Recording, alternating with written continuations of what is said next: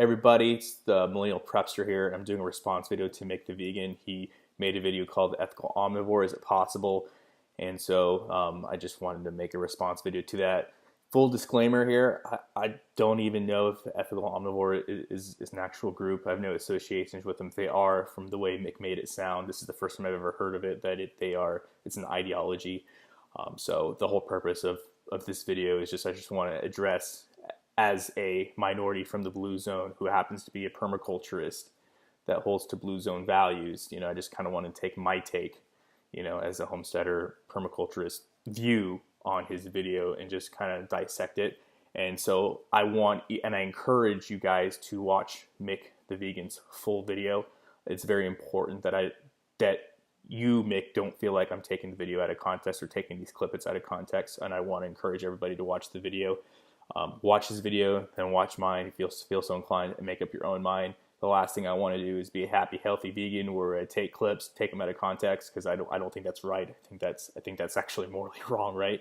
So I encourage you guys to watch his full video. So there you have it, Mick. Encourage everybody to go to your channel, watch your video, watch all your videos, and then come back for this response video, and so you can kind of make sure that keep me honest. So there you have it. Hope you guys like the video. Let's get started. I will say there are some things about the ethical omnivore movement that I agree with. It's better to not ship your food across the world in most cases. Industrial/chemical agriculture is very damaging. One of my main goals is environmental sustainability, and I want to eliminate animal cruelty.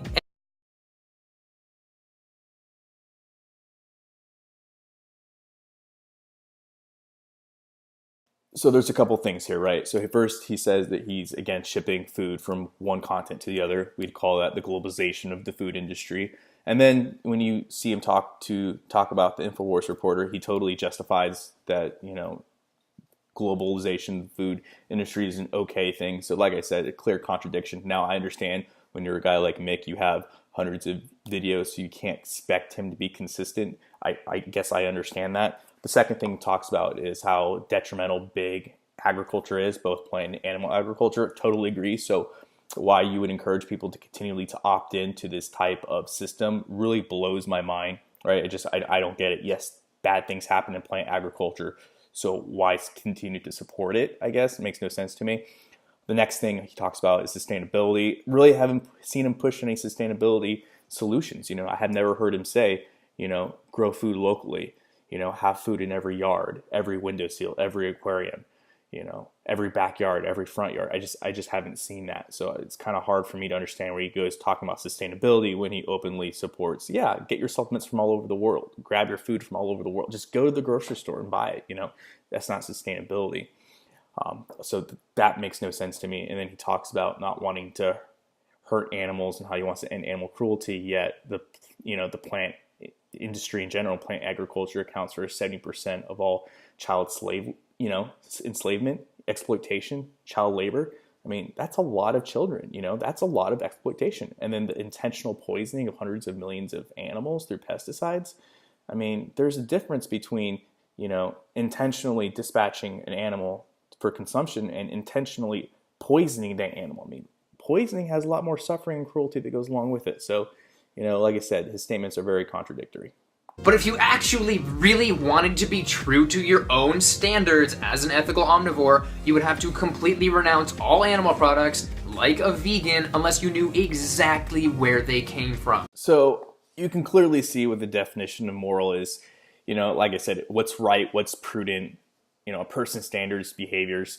These are all subject. They're all subjective. One person is not going to have the same morals as another. One vegan is not going to have the same morals as another vegan. One carnist isn't going to have the same morals as another carnist. One blue zone omnivore like myself isn't going to have the same moral standards as another blue zone omnivore. So it's all subjective. Now, his claim, though, that you have to know where every product comes from, animal product comes from, it's complete hypocrisy. He doesn't know where every plant product comes from. There's no way of him knowing, right? Especially in a consumer-based world that he is perpetuating. Now, at least with me, I'm lucky enough to know the food that I eat at home. I know exactly where it comes from. It comes from my garden. It comes from my aquaponics system. It comes from my aquarium. It comes from my yard. It comes from my windowsill, right? He doesn't have that. He can't say that. and this is not me saying I'm better than others. I'm not. I don't think there's any real good people, being honest with you. But this idea that you have to know exactly where everything comes from is ridiculous. When I go out to eat, like most vegans, I don't know where all those plant-based products I'm eating are coming from, just like he doesn't know. So this whole concept makes no sense and is very hypocritical. So just a caveat, it's also important to note that not only to a lot of permaculturists and homesteaders is it important to know where our food comes from by literally pointing outside. A lot of us even know the history of where those plants and animals actually come from. I know for the animals I have, I can sire them back 5 generations. I know for some of the fruit shrubs I have, the heirloom seeds go back all the way to my great-grandfather. So a lot of us not only can point to the source of our food, we know the history behind it. And that's way more than what 99% of vegans can say. This consumer-based vegan mentality that, and just the fact that Mick can say, well, you don't know where your food comes from, man. I know where my food comes from, and I know the history behind it. You know what I mean? So yeah, I find it interesting because we're going to talk about 2 demographics of people, right? We're going to talk about, vegans, and then we're going to talk about homesteaders, and we're going to talk about permaculturists. I hate to break it to you, when it comes to knowing the inputs and knowing what's required to grow food, the demographic of people that are permaculturists and homesteaders have a greater advantage. It's night and day advantage over your consumer-based vegan. So let's just be realistic here. Here it's time to get into vegan standards, my own ethics, and so on. First point, there is no such thing as ethically killing or exploiting animals. Whoa, who said I exploit animals? The definition of exploitation is pretty clear. Utilization of another person or group for selfish purposes. That is what you're doing when you're eating an animal-based food. Even if you're just paying for it to happen. In fact, if you're paying for it, take that and multiply it by a factor known as capitalism.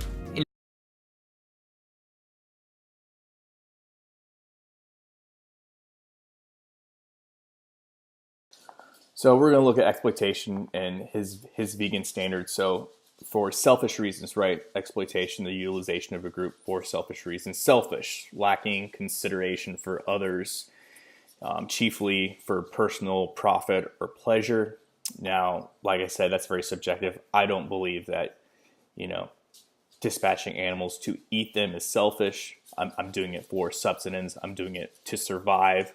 And yes, there is a huge need to survive in 2018 because if I want to opt out of plant-based products grown in cancer and transported in oil, then I have to do it myself, right? And so is that selfish? I don't think that reaches the applicable standards for being selfish.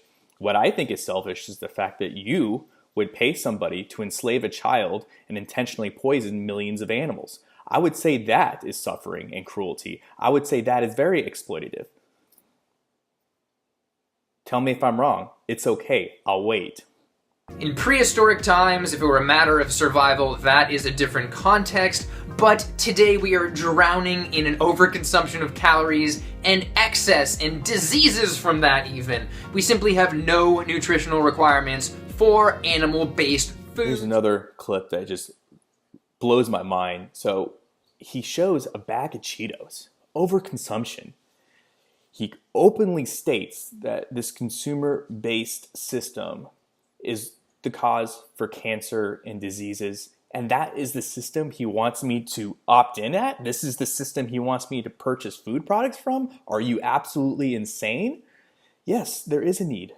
There is extreme need to grow organic, chemical-free, oil-free, electricity-free, antibiotic-free, grass-fed animals. There is a need to go out there and grow your own plant-based foods, not laced in cancer, herbicides, fungicides, pesticides. This clip is so hypocritical and contradictory. I don't know exactly where to start or end, but I'll just leave you with that. Here's my obligatory American Dietetics Association position on vegetarian and vegan diets, showing that a vegan diet is sufficient for all stages of development. As somebody that believes in science and somebody that believes in nutrition and believes in hard facts, is it possible to be a vegan and be 100% healthy? Absolutely it is. If you can find a way to get food that hasn't been tainted with oil, fertilizers, pesticides, herbicides, fungicides, if you can find a way to get your supplements, all the supplements that you need, yeah, absolutely. It can absolutely be healthy. And I'm sure there are some off-grid vegans out there that are totally making it work. And if you know any of those people, please let me know, because I would like to exchange some composty, renewable energy ideas with those people and talk about different elements of permaculture. Totally excited about that. So send me your off-grid vegans, and I would love just to learn from them, even if it means them saying that I'm a horrible person. Okay, cool. Teach me, right? But this idea that vegans, based upon this consumer-based model, are somehow the epitome of health and the epitome of ethicality, I can't see it unless you can show it to me. Like I said, it's clear that people from blue zones, being a minority myself from the blue zone, they have the highest and healthiest and oldest population of people. They are plant-based, but they are also omnivores. I'm not advocating for anybody going out there eating an entire pig. But I'm stating that this idea of consumer-based veganism makes absolutely no sense, and in these videos he keeps showing that. So let's keep going here. I don't want to be a typical vegan and be like, you did vegan wrong, but think about how many people do omnivore wrong, and the science and the numbers are really not on your side in this one. From the Adventist 2 study alone, vegan populations have 78% less risk of getting diabetes, 14% less cancer, way less obesity, 15% less death, and considerably less heart disease. And those are not health food vegans. Those people were vegan for religious reasons. So I'm really glad that he brought up the Seventh-day Adventist study. I think that's great, because the Seventh-day Adventists are considered to be part of the blue zone. So I'm glad he's at least getting his feet wet. And the reality is he knows the actual information about the blue zone studies. I mean, there's no doubt that blue zone people have the oldest and longest living and healthy populations ever. It's important to note that within this Seventh-day Adventist group, only 41% of all people in this religious group actually consistently stay on a vegetarian diet, according to Gallup polls. And then it's also important to note that the vegan portion of the Seventh-day Adventist is only 1 of 8. And it's also important to note as well, when you're looking at this study, that the study he's showing you bits and pieces, but he's not showing you that there are certain types of cancers in that study, like urinary tract cancer, that are more prevalent among the smaller vegan populations within the Seventh-day Adventists. So like I said, I think this is it goes to show you that having a full plant-based diet is actually really, really healthy for you. I just find it also disheartening that he failed to bring up the Costa Rica study. He also failed to bring up the Okinawa study, and obviously that was done purposefully. But like I said, I think this goes to show that having a plant-based diet is actually more healthy for you. And being plant-based doesn't mean being vegan, though. So that's also something really important to know. No, but a vegan diet doesn't have to worry about this. You don't have to worry about lettuce slaughter and whether or not it was humane. And most importantly, putting the word ethical before something, in this case omnivore, does not make it ethical. So personally, I don't see the ethical advantage that your consumer-based vegan has in this argument, and I have to consistently remind. Every time I have this conversation with people, they always want to bring up animal agriculture, and that's not applicable to me because I'm not depending on either. So maybe that would work if you're talking to just your average person off the street, but when you're talking to somebody who is trying to do his best to be sustainable, and we're in this paradigm that we're in, you have to really look internally and deeply within yourself. And I keep asking people, what is the standard? How many exploited children and intentionally poisoned animals are okay? Because at the end of the day, you say it's a head of lettuce, but how many animals had to be intentionally poisoned in order for that lettuce to reach maturity? How many children had to be exploited in order for that head of lettuce to reach maturity?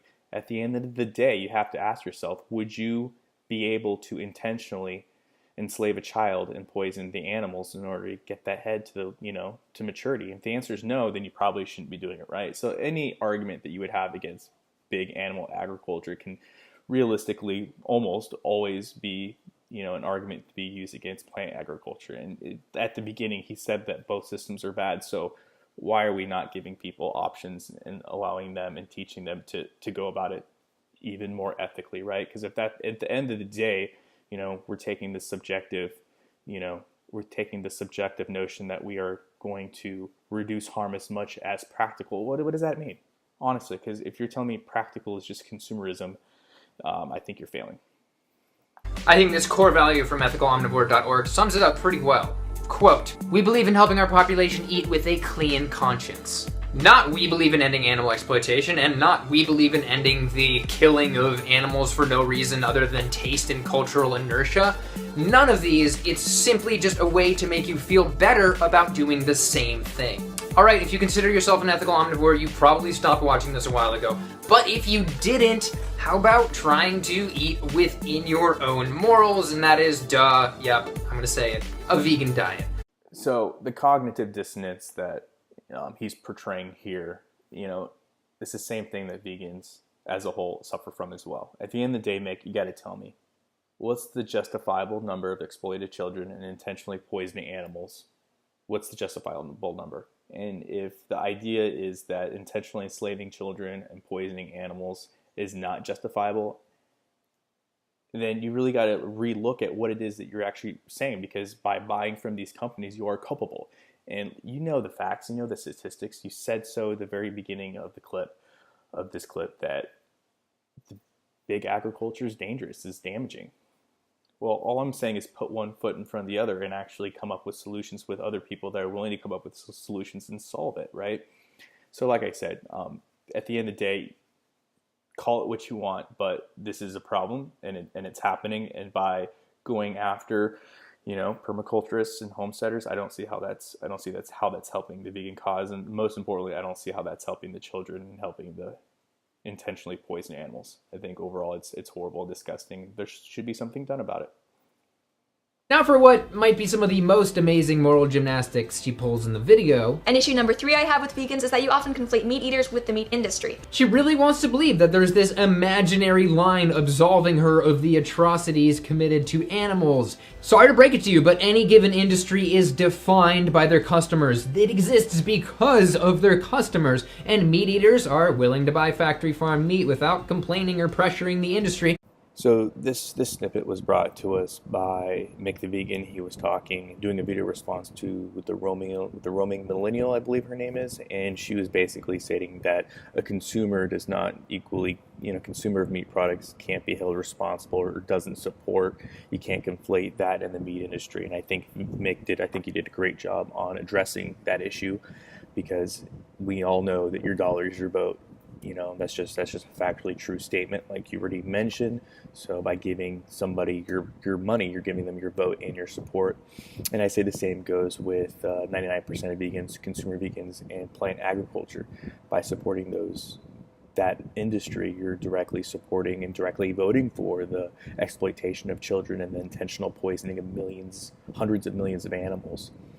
Now, to me, this just doesn't seem right. This is obviously the case based upon the argument that you set forth, which I think was a good argument. So I think it's something that should be addressed. I think it's kind of interesting how vegans don't like to talk about it for obvious reasons, but I mean, that's just the truth. Vegans are responsible for that industry and ultimately should take responsibility for that and take steps forward and progression forward.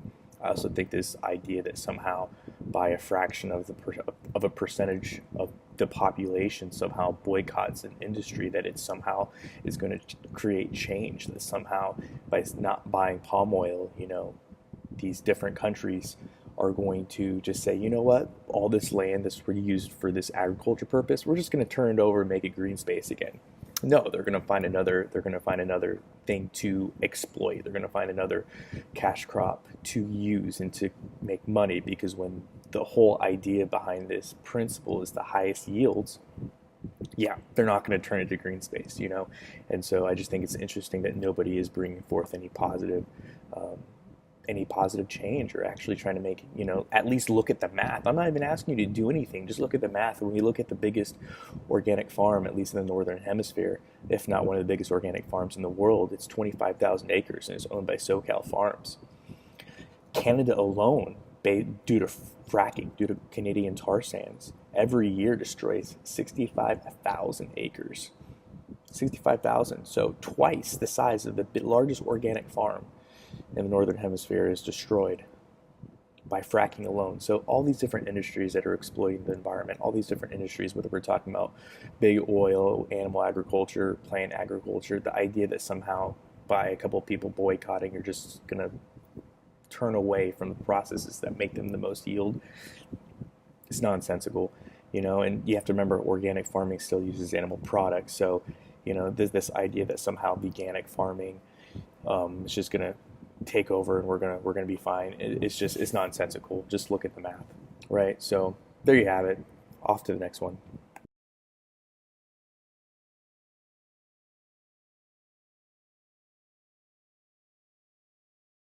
Right, so there we go.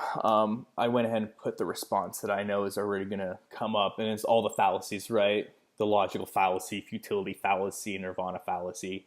That's going to be the first thing that that vegans go to. That's their talking points, and it's really sad that I can instantly point out the talking point that they're going to bring up. It just goes to show you that the line of thinking is definitely within a box. It's definitely within a box paradigm. Because I know as I was even talking, bringing these points up, that's what they were hitting back with. I know that's what you vegans are thinking. This fallacy, I'm going to throw this fallacy at them. And that type of victimhood mentality is why you're never going to progress, unfortunately. And it blows my mind that the majority of vegans do live in the first world with modern day luxuries, but they can still claim this victimization card. I don't get it. I understand why they feel like they have to hide behind fallacies. Why not take the facts and put one foot in front of the other? If the answer is to really reduce pain, suffering, and exploitation, well, you should probably do that, right? Because if vegans get what they want, because I hear it all the time, Joe, Earthling, Ed, Mick, we are just going to take all the food and grain that we would give to animals and animal agriculture, and we're just going to feed that to humans. Even if they were able to do that overnight, you still have hundreds of millions of animals. Like their solution would require the continued exploitation of children and deaths of hundreds of millions of animals through intentional poisoning. And somehow this idea is progressive. Somehow this idea is non-exploitative, non-suffering, non-cruel. Like that's somehow the opinion of these people.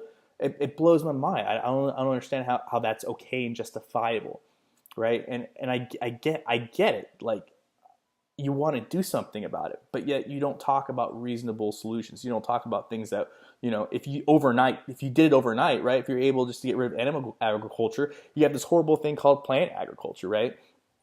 And what I'm saying is nothing new. People like myself have been around since the beginning, and we're going to continue to be around, right? Permaculture is something that's very common. It wasn't until these big agriculture settings and systems that came in that, people started to not have to do it. And so, like I said, there's nothing I'm saying that's new. There's nothing I'm saying that isn't already been spoken before. It's just, like I said, I find it crazy that a vegan would rather insert fallacy here than take progressive steps. You know what I mean? I've never understood it. I've never understood why it's easier to get, somebody who is an omnivore to get into homesteading and permaculture than it is to get a vegan into that, And so, yeah, it kind of blows my mind. It makes, it's really sad, to be honest with you. But at the end of the day, I understand, especially when it comes to consumer vegans, I understand your dollar is your vote. But I'm here to tell you, as a homesteader permaculturist, your labor is your legacy. Well, hope you guys liked the video, and as always, long live the Republic.